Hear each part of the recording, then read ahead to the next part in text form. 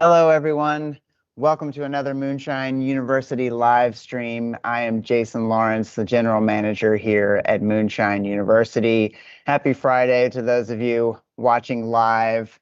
Hope you have great weekend plans coming up. I am very excited to be here because we have a new class. The RTD workshop is happening. We've been planning for it, trying to make it happen for quite a while. So I am very excited to announce that at moonshineuniversity.com, you can find our RTD workshop Thursday and Friday, November 12th and 13th of this year, 2026.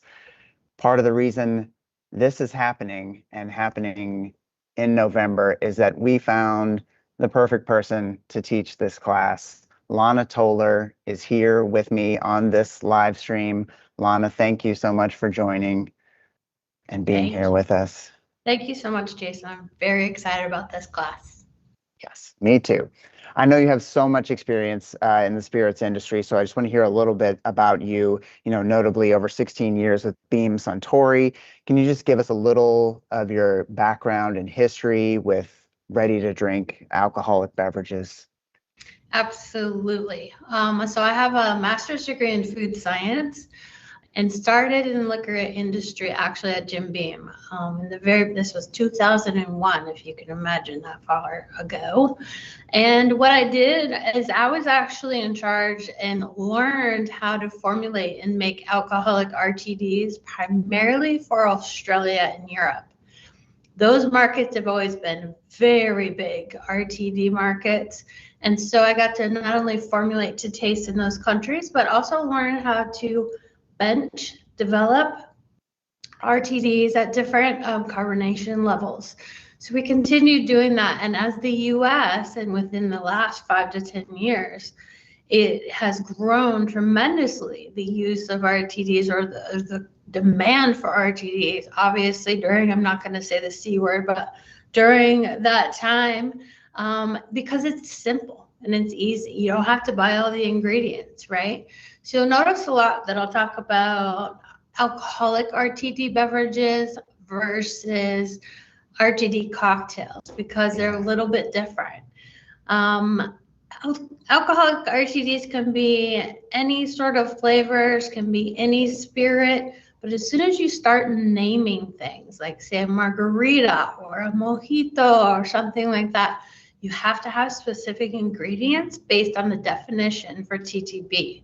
So that's one of the fun pieces that we'll get into in this class is how to really think about what your consumer wants. What are they missing? Or maybe it's just from a sensory perspective that their options just aren't as good as they were expecting.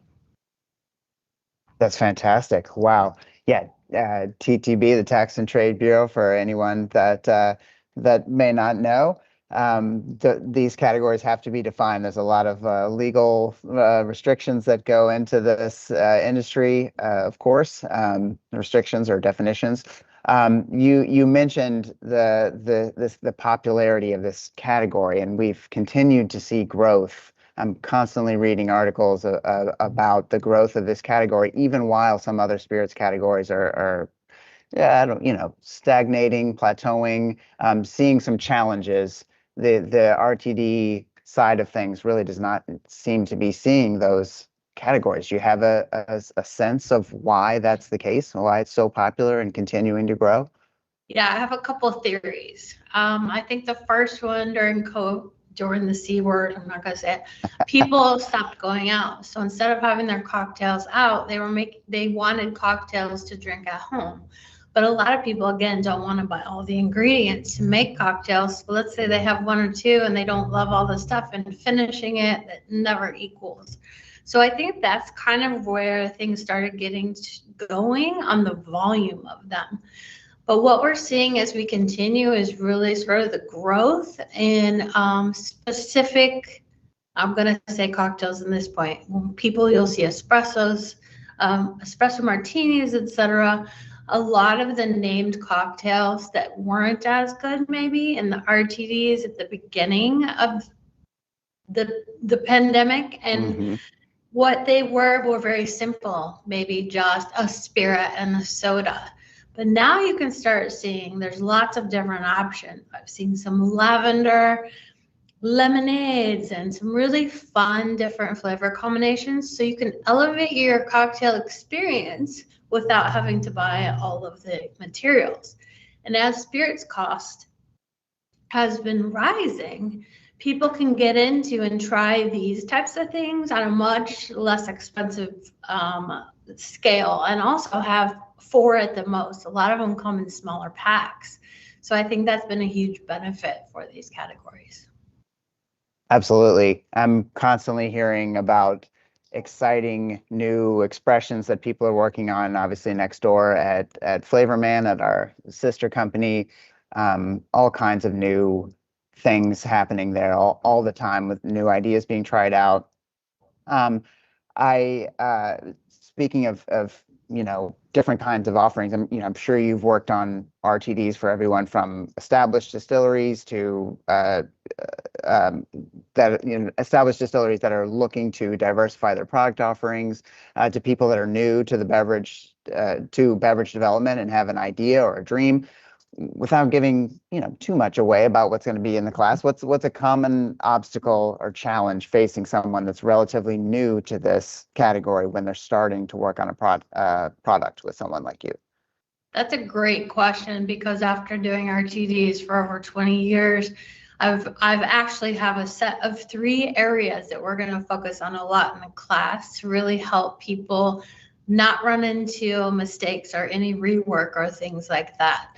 One of them really is if you are a spirit distiller, formulating and processing RTDs are not even in the same ballpark. It is a completely different process. You have different raw materials, you have different processing lines, you have to think about carbonation and temperatures, and then you also have to think about the packaging and what your pH level of your liquids are, and how do you determine the right packaging versus just spirits and glass. A lot more considerations. I think another thing is understanding the landscape. Like, you come to me like, oh, I'm so excited, I want to make this alcoholic RTD. And I go, great, what sort of category? Who's your demographic, your consumers for this? And I find a lot of times people don't know who their consumers should be. Putting out a new product is really about solving an issue for our consumers. What gap are we filling? Are we fixing something that just has to do with taste? Or are we actually saying, hey, we want this specific group of people based on these flavors that they love, at this proof, at this many calories? It could be very specific. That way you have a reason for being in the market. The last thing I'm going to say is what your final delivery is going to be. Maybe not the actual name of your brand, but the idea of what you want the drink to say on the label, because labeling is so important. And if you have in your mind, I'm going to make this drink, and we get to the end, I'm like, well, we don't have the right ingredients in it to actually say that. Or now we have to call it an RTD, but it doesn't have tequila, so we'll have to just say with neutral spirits. If you're trying to make something with tequila flavors, depends on the formulations and the regulations. So we want to know what we're going to finish and make and deliver to our consumers first, so that I can formulate and show you how to do that in the first place. Excellent. I was going to ask you, are we starting to reach the saturation point in the market? Is there still white space for new and creative expressions? But from what you told me there, getting into specific ideas that people have, and just thinking of different regionalities and everything, there has to be more. But you tell me. Yeah, every time I think we're there and the whole entire aisle is full of RTDs, new ones pop up and they become more popular. Again, when you have the big names in there that have lots of marketings, yes, they dominate the majority of that market. There are still lots of niche consumer groups. I'm going to say niche compared to like everyone. Consumer groups where you can really focus on what they're looking for. Even specific occasions. So recently I was talking to somebody that we don't have a lot of brunch alcoholic RTDs, and like, what an opportunity to start doing like mimosas in premium bottles or something like that, where it's no one's playing in that space. So whether it's a flavor or it's an occasion or it's a specific consumer, I think there's lots of opportunity as long as you know who that person is going to be and who you're targeting. You can't make something for everyone. And so I definitely think looking into where all the opportunities are is the best bet. How do you differentiate yourself from somebody else? That's fantastic. I recognize that doing your market research, understanding your target market, understanding formulation, all the logistics, the legal aspects is all part of this and things that people have to understand. But I really love the creative side. I really love sensory and exploring flavors and combinations. What kind of sensory training can people that take this class, what can they expect so that that will help them understand the possibilities of RTDs? I'm really excited about this part because this is the most fun part on understanding kind of the group of products that you're working in. So I'm going to choose a set of competitors for us to try and taste and really walk through. What are we looking for? Who is this trying to be sold to? Does it meet expectations? Does it look nice over time for shelf life? Does it taste as good as you think it would? Does the packaging look nice? What's good and bad about it? So you're really kind of profiling the other people that are in the market where you're going to play. Tasting it, smelling it, the only way people come back over and over and over is if it tastes really good. And it's delivering on what it says it's going to deliver. So I think going through that from a sensory perspective will be very eye-opening.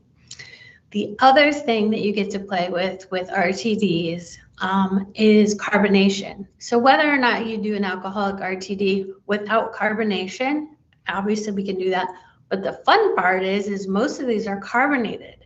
Carbonation adds sort of what we call it a mouth disruption. It changes the way you perceive flavor. Smaller the bubbles, the sharper the taste, right? It feels more acidic. And the warmer it is and the bigger the bubbles, it seems flat.